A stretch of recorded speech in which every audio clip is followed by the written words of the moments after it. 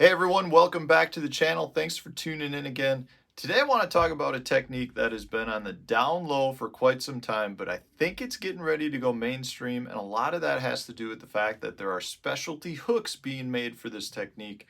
It is one that I can tell you I've caught a lot of fish on, a lot of other pros have caught fish on, and they're just not talking about it. But I truly believe in the next year or two, this is going to be something that you hear about all the time, similar to like a drop shot or a wacky rig. It's going to be pretty household name in my opinion. So before I get into telling you what the technique is, I do want to remind you guys that if you want a little help on your local lakes, check out the lake breakdowns that I've done for fishthemoment.com. The link is in the description. I do all kinds of northern bodies of water, both largemouth and smallmouth, as well as southern impoundments for smallmouth only. Check those out, and if I haven't done a lake in your local area that you want me to do, you can request a personal lake breakdown.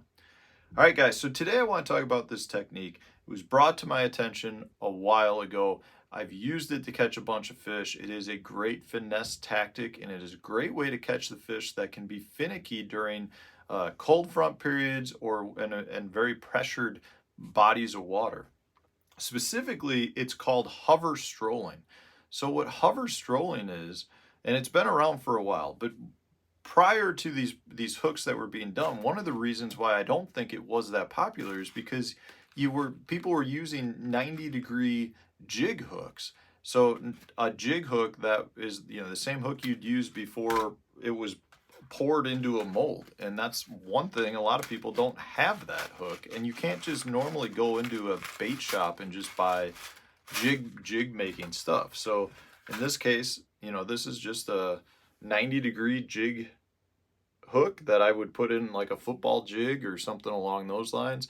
But this is the hook that people are using for hover strolling. Nowadays, you can buy some of these specialty hooks, like this Ryugi one, where they call it the hover shot.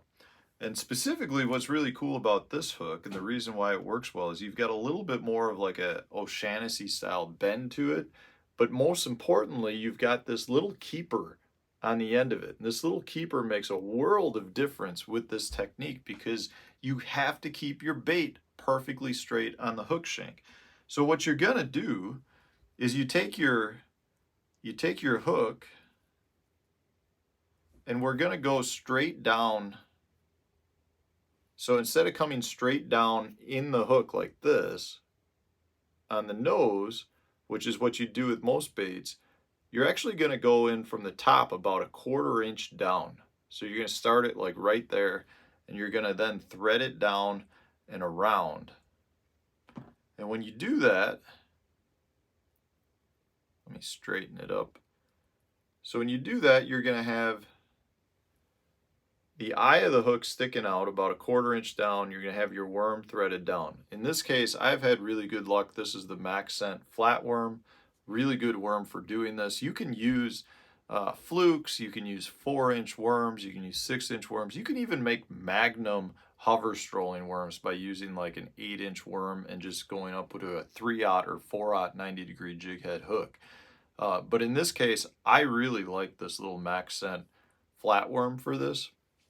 So once you've got it threaded down, the next thing that you got to do is grab yourself a nail weight, preferably tungsten because they're smaller in size. I generally go with a 1/16 ounce, but you can go with heavier depending on wind conditions or the depth of the water you're fishing. But now you're just going to insert that nail weight right down into the top.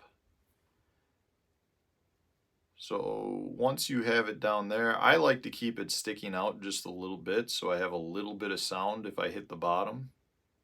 But you can insert it all the way down if you want. So I like to have it sticking out just barely, just a little bit. So when it hits a rock, you get some noise coming from the bait. If you insert that all the way down the worm, that's fine too. But when the plastic hits the rock, you're not going to get any sound. So the key here to this hover strolling technique, when you've got it rigged like that, is when you're fishing it and you make your cast, you engage your reel, you don't do anything else but keep a tight slack line. So what I mean by that is you're gonna have a nice bow in your line, but you're maintaining feel of your line, so it's not like you just let this fall on a slack line. When you do that, what's gonna happen here is the bait is it's gonna be very similar to a tube. You're gonna get some spiraling motion on the fall, and you're gonna get some gliding motion, just depending on how it's rigged and how it's falling and how it's catching the water. But the key there is that's a great way to trigger fish. That is a phenomenal way to trigger fish. And because you've got such a light weight in there and you've got that gliding motion, it's just a very tantalizing fall to trigger those fish to bite. So if I'm fishing shallow water, that is a really good triggering technique. It's similar to like throwing a Ned rig. In this case, I'll use it on, say, 8-foot flats where I'm fishing for smallmouth or largemouth. If I see fish cruising, you throw this up in front of them, it's really hard for them to resist it. The thing that's so awesome about this bait, though, is you can fish it really deep as well. You let it fall down to the level you want to fish it. So say you've got fish suspended in 20 feet of water, you let it fall down to the 20-foot area. At that point, you engage your reel and you just give it a slow retrieve, and it's going to come through the water parallel in the water column. Like it's fantastic. It's not going to pull through like this. It's not going to come through any other way than parallel. The same way you'd be getting something like a 90-degree jig head to come through the water. Because at that point, that's basically what you have. You have a weighted nose with a line tie that's about a 1/4 inch back on the bait, but it's a very compact presentation. So if you've got suspended fish, it's a great way to trigger them to bite because you can get it down there, and at that point this bait just comes through the water at a very parallel or horizontal fall. So it's just a really good way to trigger those fish to biting. It's not a loud invasive bait. It doesn't create a lot of motion. It's just something that gets down in their face and they have a hard time refusing it. So it's really a versatile bait. You can fish it right up on the bank in 3 feet of water. If you see a cruising fish, you can fish it down, on flats, fan casting it, where you can almost fish it like a tube. You throw it out and you can snap it. You let it fall, hover to the bottom. At that point, you snap it, it comes up and it hovers back down to the bottom. Really a good way to trigger fish. And then at the same time, if you've got fish that are out deeper, you do that, you throw it out there, let it slowly fall down to them, engage your reel, give it a slow retrieve, and it just swims right through those fish at that level that they're at.